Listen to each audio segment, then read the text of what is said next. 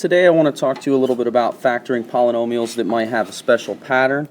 We're specifically looking at quadratic polynomials, second degree polynomials, and there's some rules that extend this out, but for my Algebra 1 class I want to focus on quadratic polynomials. So first of all, what you might notice here is that we don't have a trinomial like we're used to seeing, but what we do have at the beginning and the end are two perfect squares. Both of these examples have perfect squares at the beginning and the end.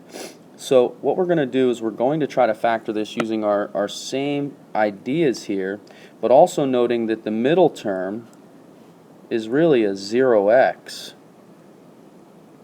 But you know, we don't usually write that there, so just to make you aware of what we're trying to look for again with our polynomial rules for factoring is that we're still looking for factors of negative 144, and they're going to have to add up to 0 this time. So again, the key here is that we also have perfect squares. So we need an x and an x to get x squared, and we need the square root of 144 since the two numbers have to add up to nothing.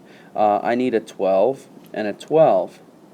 And it's as simple as this. When you have a negative at the end, your last term is a negative in your polynomial, you always need a positive and a negative. Now, if you would also take note that these two things would add up to 0 in the middle like we've already talked about.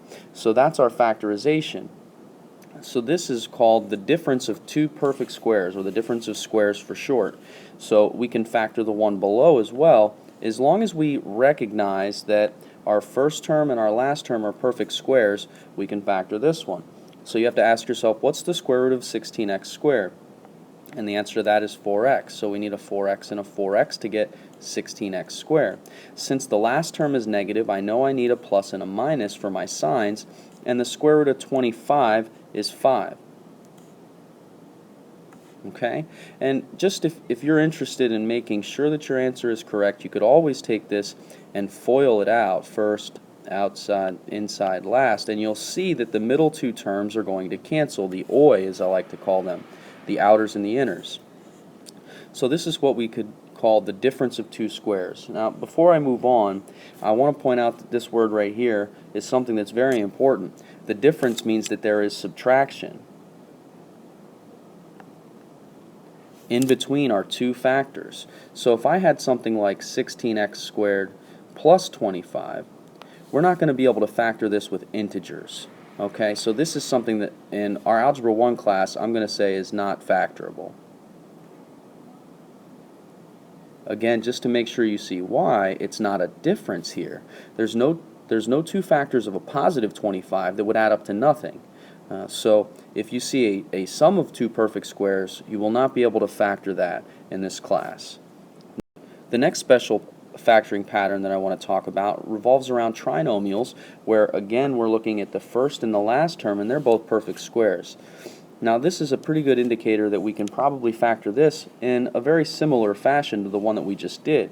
We'll look at the square root of the first term, and you'll have to think to yourself, what's the square root of 4x squared? And that's a 2x, so I need a 2x and a 2x. And then we'll have to come up with the square root of 9.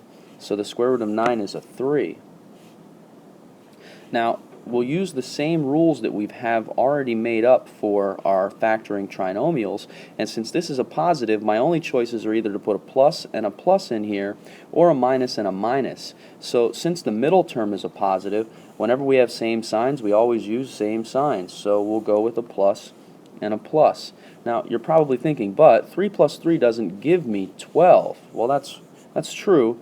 But if we were to FOIL this out, we wouldn't get 3 plus 3. We would get 6x. We would get 6x plus 6x, which is 12. So when you factor the perfect square trinomial, consider checking your work by doing the multiplication or FOIL process between your two binomials. Now the next example down below is another example of a perfect square trinomial, but you might pick up on the difference. It's still a positive number here, but then it's a negative on the inside. So if we have a constant term at the end that's a positive, I need two positive factors, or I could use two negative factors. And the rule for trinomials, when the constant term is positive and the middle term is negative, we should know that we need two negative factors. Lastly, we'll still do the same idea, the same concept here with our square roots. So we'll take 3x and 3x, and we'll use 4 and 4 for the 16. Lastly, again, if we just want to check to see if we get the negative 24 in the middle term, that would give us a negative 12x here, and another negative 12x, which would indeed add up to negative 24x. So this would be our factorization. So anytime you have perfect squares at the beginning and the end of your trinomial, I would consider trying to factor this using these patterns that we see here. The difference of squares, if it's a two-term trinomial, and if it's a two-term, a binomial, and the perfect square trinomials, if you have three terms, you see this method right here would work.